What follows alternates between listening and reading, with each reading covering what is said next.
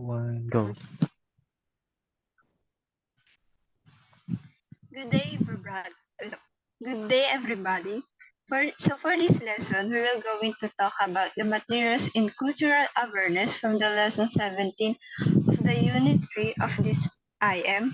This will tackle about how crucial is the culture in developing materials and teaching the language, and why it is become problematic in some course.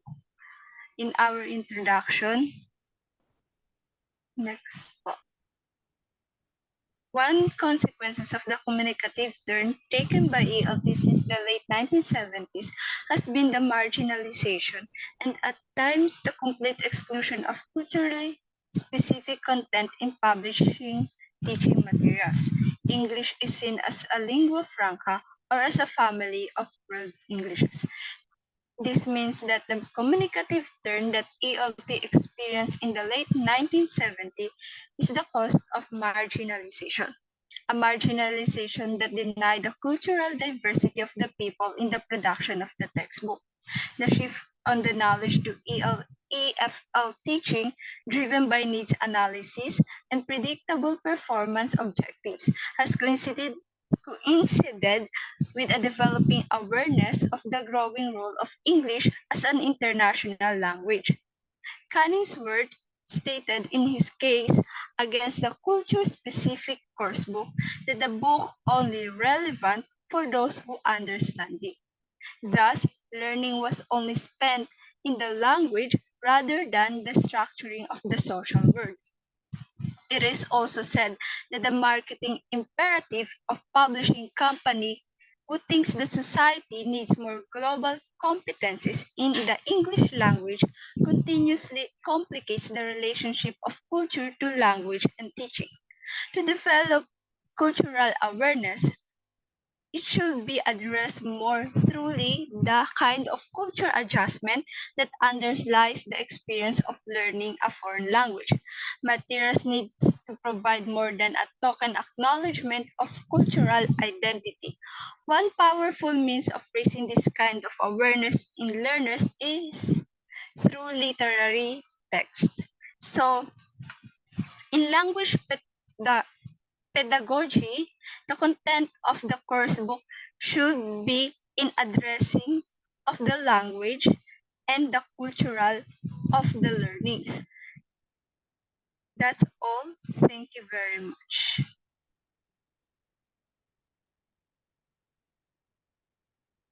There have been numerous nominations for coveted title of the fifth skill.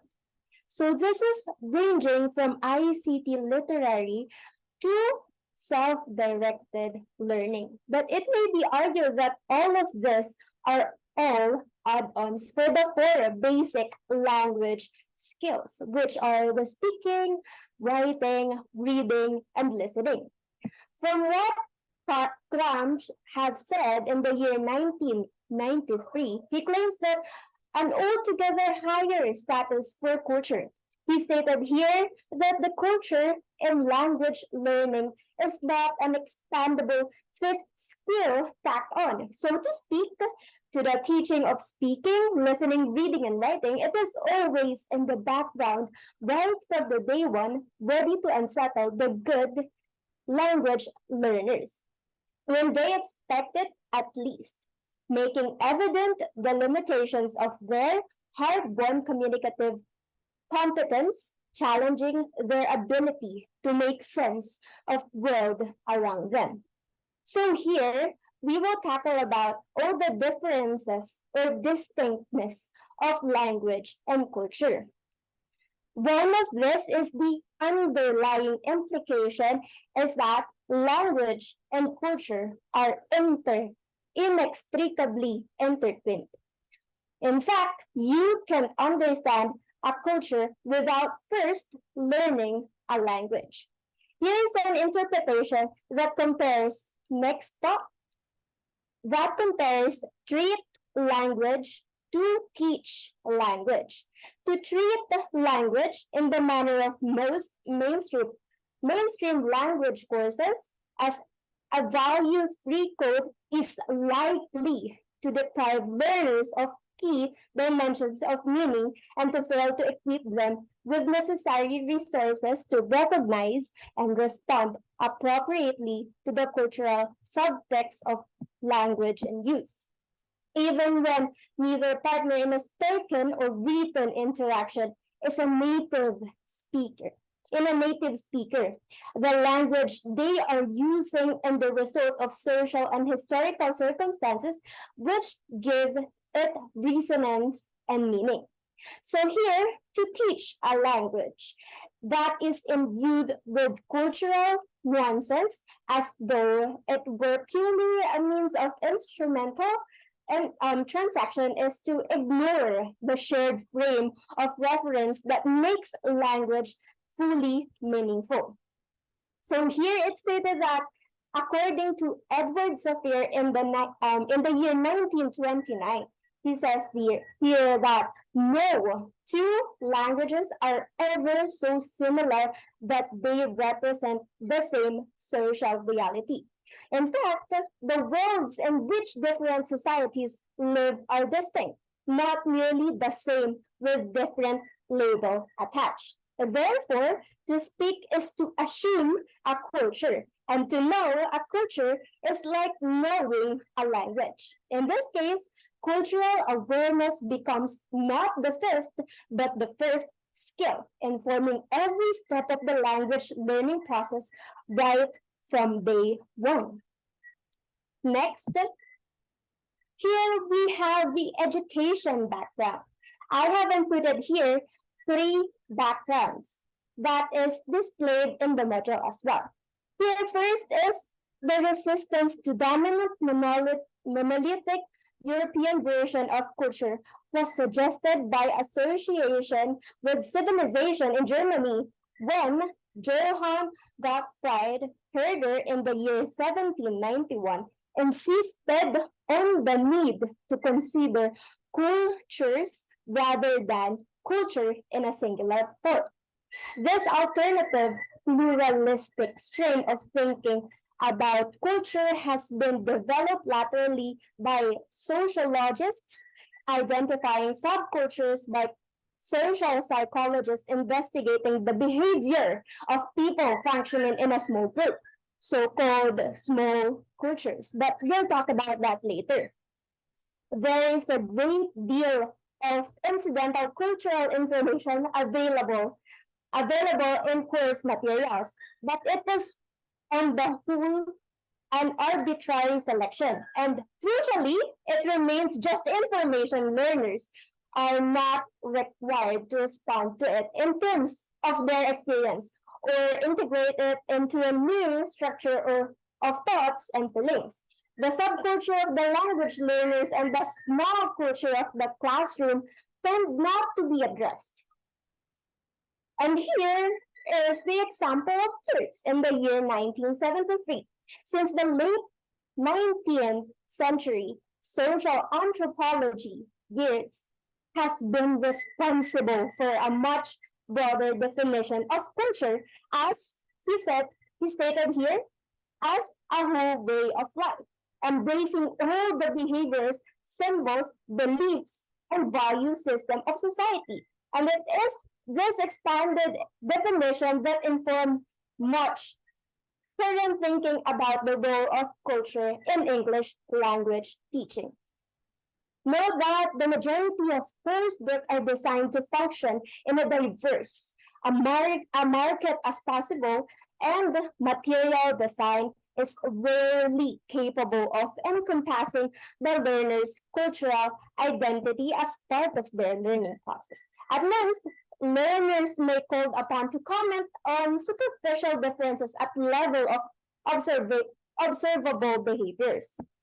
And then lastly, however, we see here in the recent year 2010 that Gotham, Mason, and Troncoso for descriptions of institution project in Brazil, Tunisia, and Colombia, whose main objective was to help university students to respond personally to target language and cultural experiences, and to integrate them into a new structures of thought and feeling. So the next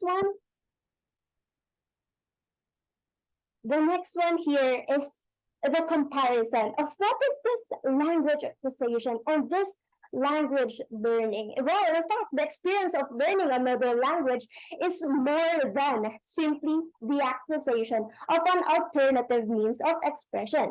It involves a process of acculturation. According to linguists, there is an important distinction between language acquisition and language learning. So for you to acquire a language, learners need a source of natural communication. And unfortunately, with adults, students, a quick look at current methodologies clearly shows that communication is set aside, neglected, or even discarded. As you may well have noticed, children acquire their mother tongue through interaction with their parents and environment that surrounds them. Their need to communicate paves the way for language acquisition to take place. As experts suggest, there is an innate capacity in every human being to acquire a language. The emphasis is on the text of the communication and not on the form. And here, another example given in the module is the stimulus intercultural and target cultural. Well, as you know, we have deliberately avoided using the term target culture, which suggests an objective body of knowledge to be assimilated and probably tested. The term stimulus culture by Lavery in the year 1993 and reinforces the fact that the awareness to be raised is intercultural rather than simply cultural. So to end here, the value of such writing for learners of language and culture is how it may encourage them not simply to observe the difference in the other culture, but to become the less ethnocentric and more culturally relevant to look at their cultural environment through fresh eyes. Thank you. Now let's move to the culture of language. Language is one of the most important parts of any culture. It is a way by which people communicate with one another, build relationships, and create a sense of community. There are roughly 6,500 spoken languages in the world today, and each is unique in a number of ways. A language includes elements such as forms of address, the expression of politeness, discourse conventions, and situational constraints on conversational behavior. In the module or the readings, there are two principles presented there. One is Grice's cooperative principle in 1975 and Lakoff's politeness principle.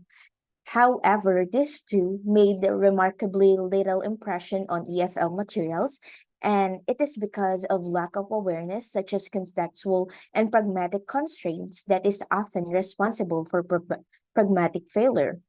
Now, one of the most challenging aspects of moving into the culture of another language is the adjustment to different rhetorical structures. What is a rhetorical structure? It refers to the text structure that tells us how information in a passage is organized.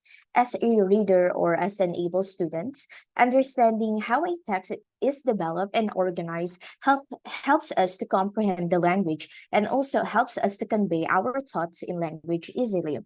As learners, we have to adopt perceptively and productively to the different modes of organization of text, as well as the different word and sentence levels. We humans have a large lexicon in our minds. The words we use when talking to different people and situations will depend on the context we're in. For example, when talking to a Japanese person, we must use honorifics, or it is also called keigo. It is a mess in the Japanese language since it shows respect, which is deeply ingrained in their values. There are a lot of honorifics that one can use to refer to a person in another conversation. They are mainly categorized between formal and informal. And if you are watching Spy Family, there is a student there named Damian, and he is one of the elite students in the academy. And you will notice that his two friends will call him Damien Sama. The Sama there is a honorific which shows respect. Now, let's move. I'm sorry, let me just read it here. As native speakers, we function effectively in our own speech communities, not simply by drawing mechanically on an inventory of language items, but by employing the pragmatic awareness which enables us to make appropriate and relevant sections from that inventory. This awareness may not be wholly determined by cultural factors, but it is culturally conditioned. Another example is when you're talking to a Black person, of course, you will avoid racist words to not offend or to not sound rude to them. Now, let's move to the next part, please. The next one is the language of culture. It consists of lexical approach, condition and cross-cultural semantics, and lastly, the critical language awareness. So, good day everyone. My name is Ezekiel Duran, and I will now discuss the lexical approach. So, one recent challenge in the centrality of grammar as an organized principle for the syllabus is to be found in the lexical approach by Lewas 1973 and 1997. So, what is lexical approach? An approach to teaching language that has a lot in common with the communicative approach, but also examines how lexical phrases, prefabricated chunks of language, play an important role in producing fluent speech. The lexical approach was first covered by the Michael Lewis. The fundamental principle of lexical approach is the language consists of grammaticalized lexis, not lexical grammar. So what does it mean? So it means that, accordingly, advocates of this kind of approach argue that lexis should move to the center of language syllabus. Justification for this theory comes from statistical analysis of language, which shows that we do indeed speak in chunks of collocation. Um, to sum it up, the lexical approach is not a really revolution, but an evolution.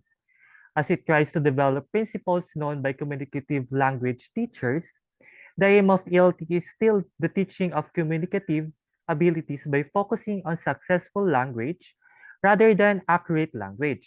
The originality of the approach lies in its claims about the nature of language. The distinction between grammar and vocabulary has become less valid, and a more realistic view about language. Based on the supremacy of lexis over grammar is advocated, the challenge that approach is facing is how to convince teachers to change their mindset in favor of this new vision about language. So the next one is cognition and cross-cultural semantics. So um, Wierzbiska, in his innovative study, um, Wierzbiska ranged across a wide variety of language and cultures, attempting to identify concepts which are truly universal, while at the same time agreeing that every language constitutes a different guide to reality.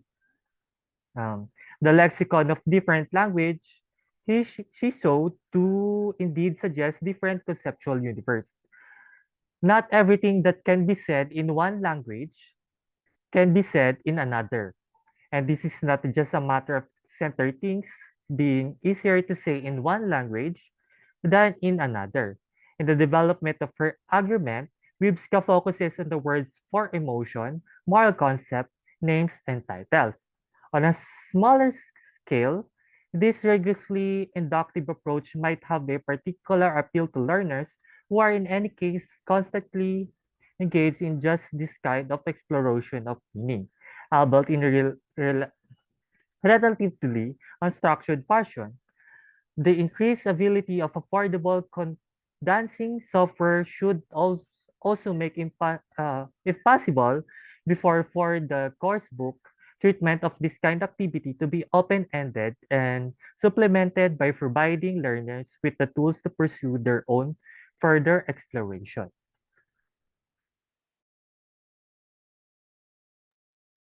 Now, lastly, it's the critical language awareness. All of us must have this ingredient in learning a language. Now, according to Van Leer 1995, language awareness can be defined as an understanding of the human faculty of language and its role in thinking, learning, and social life. It includes an awareness of power and control through language and of the intricate relationships between language and culture. Also, language awareness is understanding and knowledge of the different aspects of language, such as its structure and the ways in which it is used in different contexts. It involves an understanding of how language works, how it is used in communication, and how it changes over time. It is also involves an appreciation of language diversity and the ability to recognize and use a range of language forms. Now, it's different from critical language awareness or CLA. It proceeds from the belief that language is always value laden and that the texts are never neutral. Language in the world beyond course book is commonly used to exercise power and control, to reinforce dominant ideologies, evade responsibility, and to manufacture consensus.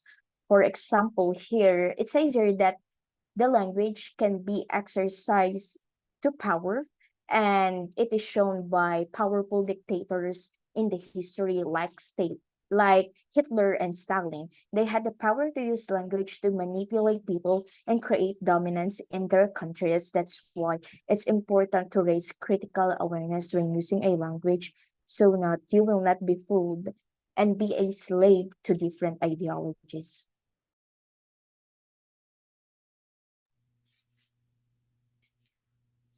Small is beautiful.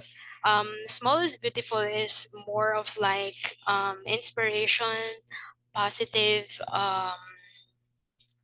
beginning of yeah of awareness. So this small is beautiful is more of like application of the topic for this lesson.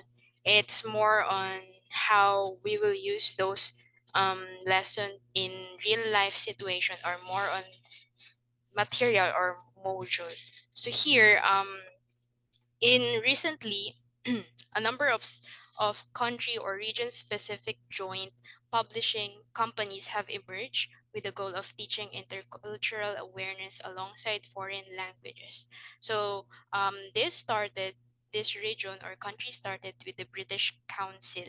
So they started forces with local publishers in number of countries in Central and Eastern Europe or CA to produce textbooks, a cultural study syllabus, and teacher resource materials. So they unite to create a more on effective module or textbooks to learner to become more effective in learners and also in teachers. So the positive side of this, or yeah, the good part of this is all of these publication is the fact that they all initiated through projects responding to teachers' needs and were written collaboratively either by teachers themselves with the support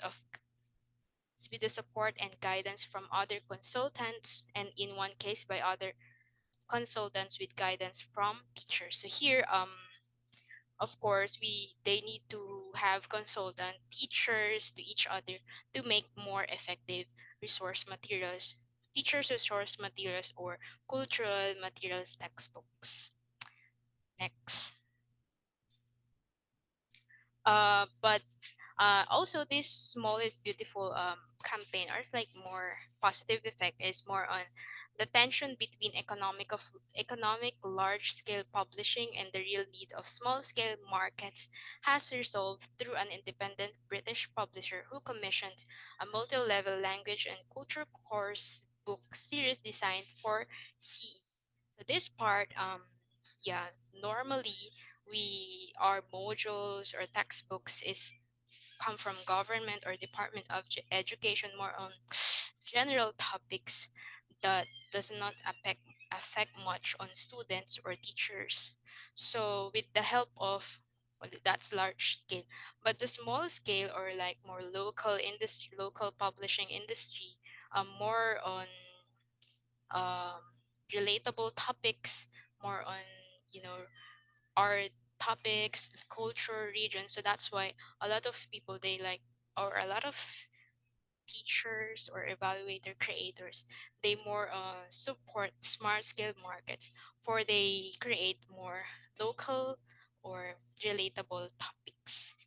So this one, because markets that are too small to bear the cost of high quality country specific materials benefit from centrally published course, which at the same time is made relevant to particular local needs through targeted practice materials. So here, um, the small scale will help them more to, yeah, more on economic, and the large scale, maybe they will more improve in the future. Yes. Next. So in the scale, small is beautiful. It's more focused on intercultural competence. So achieve cultural, before we achieve cultural awareness, we must achieve first the intercultural competence to one to each more on oneself. So the capacity to communicate successfully and appropriately in cross-cultural setting based on one's cultural knowledge, abilities, and attitude is known as intercultural competence. So, more on yourself to other people, your ability, knowledge, intelligence, and attitude to different people, or cross cultural or cultural awareness to achieve it.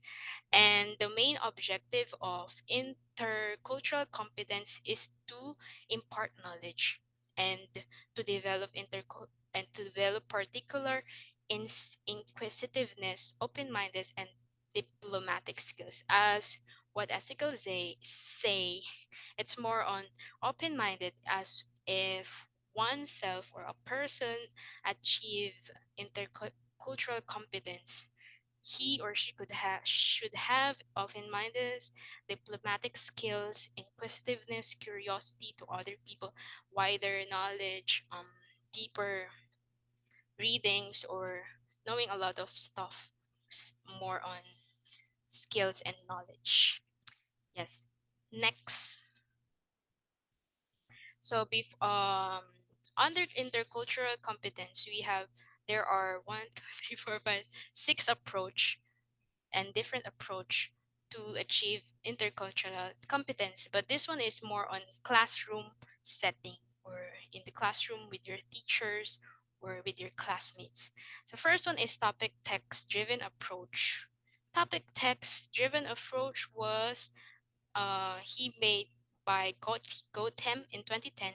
He she achieved this, she achieved and she used topic text driven approach, which focused on providing an authentic experience of Brazilian culture and on stimulating the learners to respond and to make use of experience. So from there, he used first her local culture, and then after that, he will use it more on different culture or different approach, so that it would be wider and more broader knowledge. And the next one is text-driven activities, DVD-driven activities, and research tasks and debates. So it was used by Mason, and he used it to University of Sousse in Tunisia. So she used contemporary British identity with this approach to help students develop their intercultural uh, competence through text driven is more on topic. Could be you will read a topic or a book readings from your professor, and then could be recitation, reflection paper, or Q&A with your classmates and teacher. And then DVD driven activities could be watching a movie, short film, or skit that will make you more interactive competence. And then research task, making a paper, and then debates, um, more on, yeah, debates. I haven't tried debates since high school, but could be fun, especially if you're fighting your own side arguments. And context context-specific text is more on he wait Tron Consta 2010 he used context-specific text to help students develop awareness of the similarities and differences between Spanish culture and their own. So here, he used first her own culture from different culture, more on compare and contrast, context specific, more on specific text, and then after that, other text. So at that topic, you will more give diver on the topic, more topics from that one topic, and then yes, and then that's it. Um, to acquire the ability to use language appropriately and effectively in relation to context of use and intended outcome of the communication. So here, it doesn't have to achieve all these approach in one sitting. Could be different time, semester, or approach. But yeah, this is more effective if a professor or teacher use this approach to each topic or each semester. That's it. Next. Thank you, Aubrey. Now, pushing through the last part of our presentation on Materials for Cultural Awareness by Alan Pulvernes and Brian Tomlinson. As we know, ELT at large continues to be dominated by the mass market international course book. The first picture shown on the screen is an example of a course book, Solutions on by Oxford Press. Okay, going back, the instructor or the teacher also plays a crucial role in serving as an intercultural mediator and supplying some of the cultural coordinates that are absent from the course book. Teachers in Hungary were permitted to utilize the course book material as the foundation for examining the cultural aspects of a topic or theme. Course books offer priceless resources like topics, text, pictures, and language. But they also have restrictions that might be hard to ignore. The challenge of finding appropriate supplemental resources can be easily demoralize teachers who are aware of this. However, as said by Pulvernes and Tomlinson, it was interesting to see how each instructor used the proper supplemental materials to add value to the topic or theme by going above and beyond what was included in the course book. Examples included a teacher's own photographs of British and Hungarian houses, texts, and video excerpts from Irvin's Welsh book, Train Spotting. Kids writes poetry, neighbors, and table of socioeconomic categories from the National Readership Survey. These materials were either compensated for cultural dimensions that were totally absent from the course book or took students well beyond the usual end of unit gesture, which in this case gives them the opportunity to think more critically. Pushing through, utilizing materials that are self-evidently unique or even distinct is one method to avoid this problem. Other more challenging techniques include periodically reminding pupils that they shouldn't extrapolate too much from specific cases. In worldwide course book, such sensible approaches to cultural experience are uncommon or rare, although they can be found in some locally published course books. There is a crucial distinction between classes that are driven by a language training agenda and those who are informed by cultural learning objectives. Lessons on culture were also taught with language acquisition serving as a type of byproduct in the classroom which is seen in Turkey and Hungary. They all have varying degrees of success in integrating language learning with cultural learning. The impact or overall effect was that students were developing both kinds of knowledge as interrelated components of the same endeavor throughout classes. That is all. Thank you. Do we have any question on representation?